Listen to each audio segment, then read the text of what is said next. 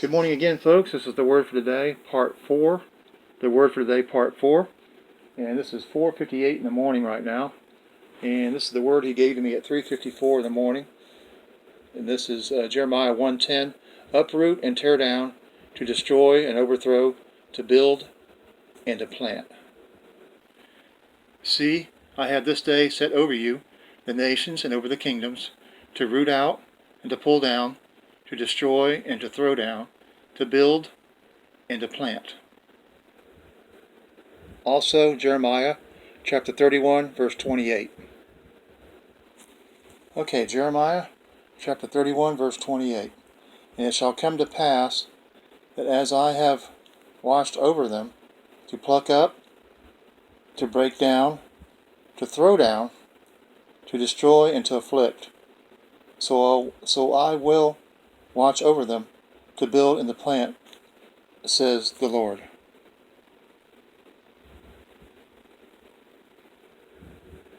Okay, 4:04 a.m. Bring destruction upon the nations. I, the Lord, will perform this. This is found in Zechariah chapter 12, verses 9. This is about Armageddon. Armageddon. Bring destruction upon the nations. I, the Lord, will perform this. Zechariah chapter 12, verse 9. Okay. Zechariah chapter 12, verse 9. It shall be in that day that I will seek to destroy. I'll start over again. Chapter 12, verse 9 of Zechariah. It shall be in that day that I will seek to destroy all the nations that come against Jerusalem. This is also has to deal with Armageddon, also Megiddo. In Isaiah 41:12, though you will search for them, you will not find them. Okay, Isaiah chapter 41, verse 12. You shall seek them and not find them. Those who contended with you, those who war against you, shall be as nothing, as a non-existent thing. Okay, another message. You will bring them to utter ruin. You will make an end of them. This is found in Isaiah chapter 60, verse 11 through 12, key verse 12. Okay, Isaiah chapter 60, verse 11 and 12. Therefore, your gates shall be open continuously; they shall not be shut day or night, that men may bring you the wealth of the Gentiles, and their kings in possession. For the nation and kingdom which will not serve you shall perish, and those nations shall be utterly ruined. Okay, we got Isaiah 9:7, Ezekiel 12:25, and then at 4:15 in the morning I got Isaiah 17:1. You will make them a ruinous heap. This is Damascus. So we're going to talk about Isaiah 9:7, Ezekiel 12:25, also Isaiah 17:1. You will make them a ruinous heap. That's Damascus. So we'll start with Isaiah 9:7 first. Isaiah 9:7. Of the increase of his government and peace there will be no end upon the throne of David and over his kingdom, to order it and establish it with judgment and justice. From that time forward, even forever, the zeal of the Lord of hosts, will perform this. Ezekiel 12:25. For I am the Lord, I speak, and the word which I speak will come to pass. It will no more be postponed. For in your days, O rebellious house, I will say the word and perform it, says the Lord God. Okay, Isaiah 17, verse 1. The burden against Damascus. Behold, Damascus will cease from being a city, and it will be a ruinous heap. Okay, folks, I want to make a mention of this, about this battle of Armageddon as well. If you look at the word Armageddon, it talks about the city on a hill. It's called Megiddo. This is where the final battle will take place between Satan and Jerusalem and Israel. This is Armageddon. This is the final battle. This is where the devil tries to come against that city, and the Lord destroys the devil and these minions by fire from heaven and consumes them. Even all the nations that try to come against Jerusalem, they will be utterly destroyed by fire from heaven.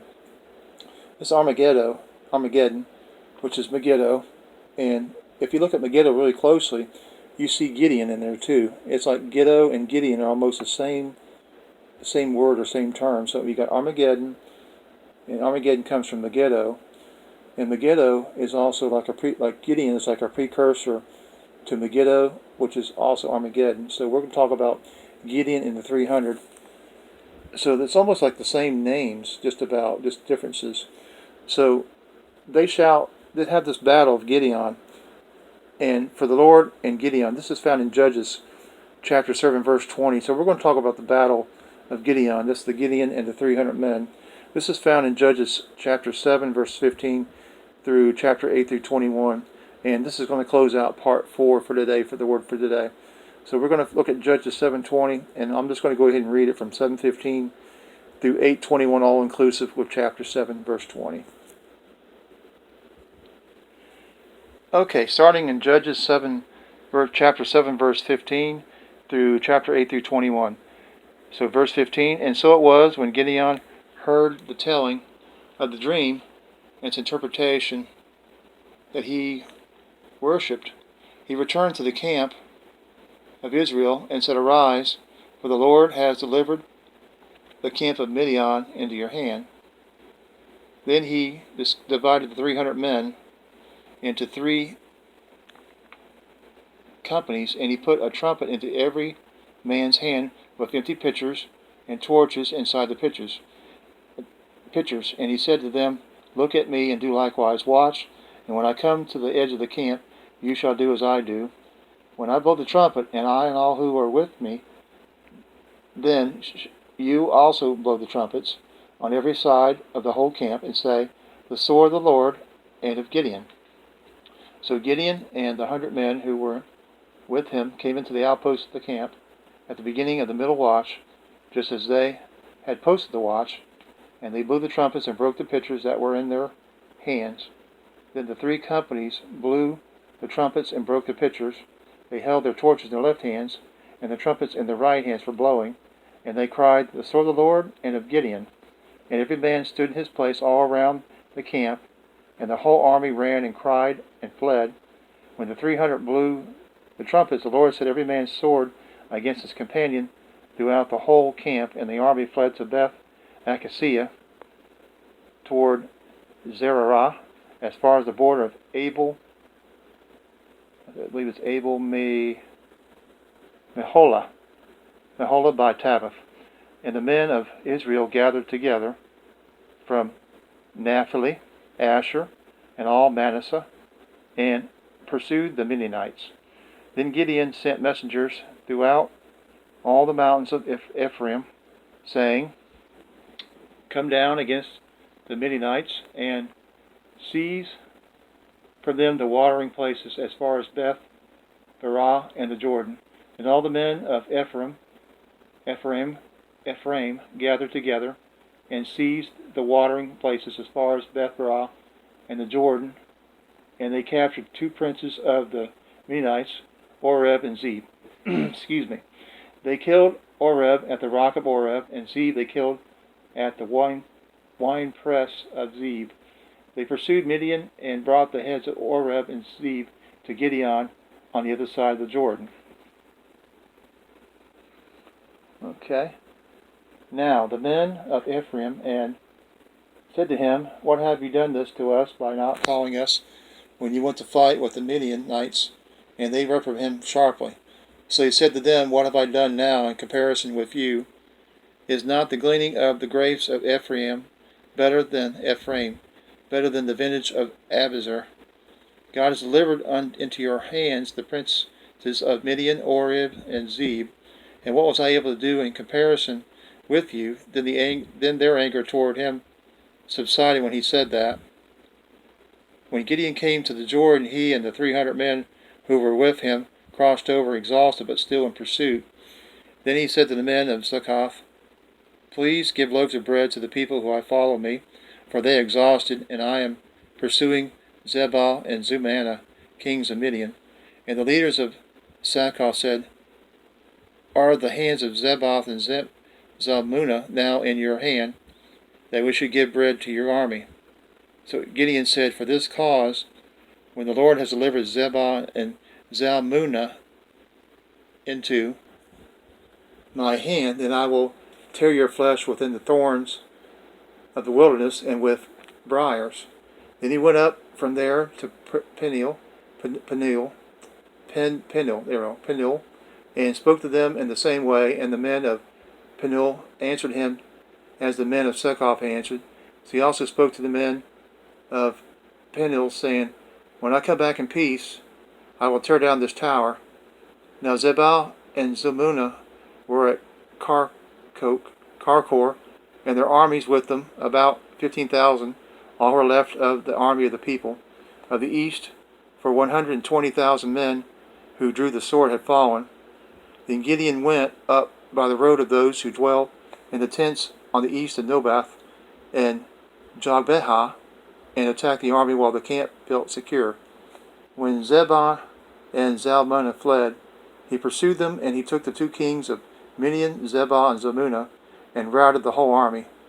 Then Gideon the son of Joash returned from battle from the ascent of Heres, and he caught a young man of the men of Succoth, and interrogated him, and he wrote down for him the leaders of Succoth and its elders, 77 men.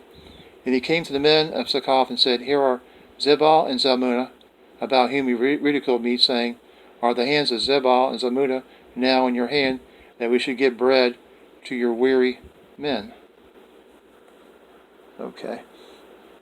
And then he took the elders of the city, and thorns of the wilderness, and briars, and with them he taught the men of Succoth. Then he tore down the tower of Peniel, and killed the men of the city. And he said to Zebah and Zalmunna, What kind of men were they whom you killed at Tabor? So they answered, As you are, so were they. Each one resembled the son of a king. Then he said, They were my brothers, the sons of my mother. As the Lord lives, if you had let them live, I would not kill you. And he said to Jether, his firstborn, Rise, kill them. But the youth would not draw his sword, for he was afraid, because he was still a youth. So Zebah and Zalmunna said, Rise yourself and kill us, for as a man is, so is his strength. So Gideon arose and killed Zebah and Zalmunna, and took the crescent ornaments that were on their camels' necks. Okay, folks, that's the word for today, part 4. So you heard about the Battle of Gideon in the 300. I thank you for your time today. Everyone have a great day, a blessed week on a Sunday. Enjoy yourselves, have fun, praise the Lord. May His grace and mercy and favor be upon you all. God loves you, and I love you very much. Take care of yourselves. Remember, Jesus is coming soon. Be ready for His return. I love you all very much. Thank you again for your time, and have a blessed day and a blessed week. Bye-bye for now.